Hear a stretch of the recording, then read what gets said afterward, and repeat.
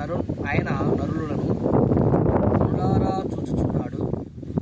తన కనుదృష్టి చేత ఆయన వారిని పరిశీలిస్తున్నాడు. మన ప్రభువైన యేసుక్రీస్తు గారు ప్రతి ఒక్కరిని కనులారా చూస్తున్నాడు. తన కనుదృష్టి చేత నరుల్ని పరిశీలిస్తున్నాడు. ఈరోజు మనం దేవుని యందు ఎలా ఉన్నామో, దేవుని యందు ఎలా నడుచుకుంటున్నామో జ్ఞాపకం చేసుకోవాలి. ప్రతి ఒక్కరిని దేవుడు పరిశీలిస్తున్నాడు, పరిశోధిస్తున్నాడు.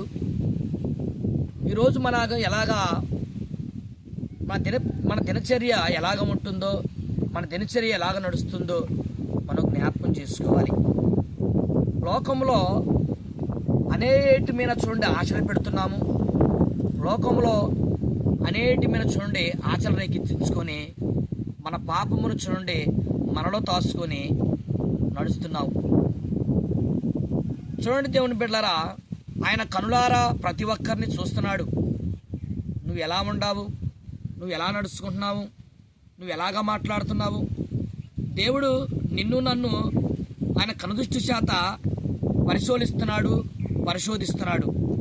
మనం నేర్చుకోవాల్సింది ఏంటంటే దేవుని కాడ మనం మార్చుకోవాలి. ఏం మార్చుకోవాలంటే విధానం మార్చుకోవాలి, ఆలోచన మార్చుకోవాలి, ప్రవర్తన మార్చుకోవాలి. మార్చేసుకొని దేవుళ్ళలోకి నువ్వు వచ్చినట్లయితే దేవుడు నిన్ను ప్రేమించి నిన్ను బిడ్డగా ఆయన స్వీకరిస్తాడు. మనం చూడండి ఎలాగ నడుస్తున్నామంటే దేవునికి విరోధంగా ఉంటున్నాం, దేవునికి విరోధంగా నడుచుకుంటున్నాం. ఆయన చూడండి ఏమీ చూడట్లేదులే, ఏమీ పరిశీలించట్లేదులే నువ్వు అనుకుంటున్నావు. దినము ఆయన మనని పరిశీలిస్తూనే ఉన్నాడు. ప్రతి దినము ఆయన కనులారా చూస్తున్నాడు. నువ్వు చూడలేదని నువ్వు అనుకుంటున్నావు, ఆయన పరిశీలించలేదని నువ్వు అనుకుంటున్నావు. కానీ దేవుడు నిన్ను పరిశీలిస్తున్నాడు. నువ్వు జ్ఞాపకం చేసుకోవాలి. దేవుని యందు ప్రయాసపడి నువ్వు నడిచినట్లయితే దేవుడు చూడండి నీకు ఉన్నతమైన విలువలు కలిగి నిన్ను ముందుకు నడిపించుకుంటాడు.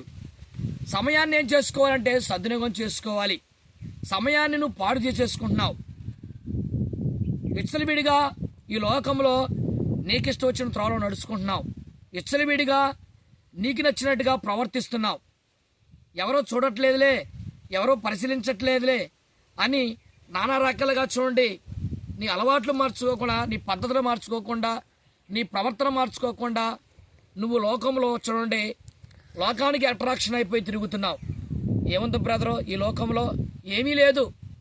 నేత్రాశ, శరీరాశ, జీవబడమ్మం ఈ తండ్రి వల్ల పుట్టినవి కాదు, ఈ సాతాను కూతురు చేత పుట్టినవి. నువ్వు జ్ఞాపకం చేసుకో బ్రదర్, అమ్మా, అన్న, జ్ఞాపకం చేసుకోవాలి. ప్రతి ఒక్కరూ మనం చూడండి దేవుని యందు పరిశీలించాలి. దేవుని యందు నువ్వు చూడండి పరిశోధించాలి.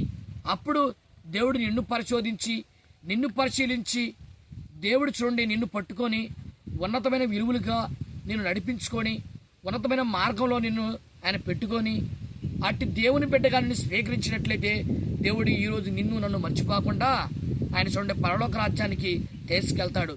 వందనాలు అందరికీ.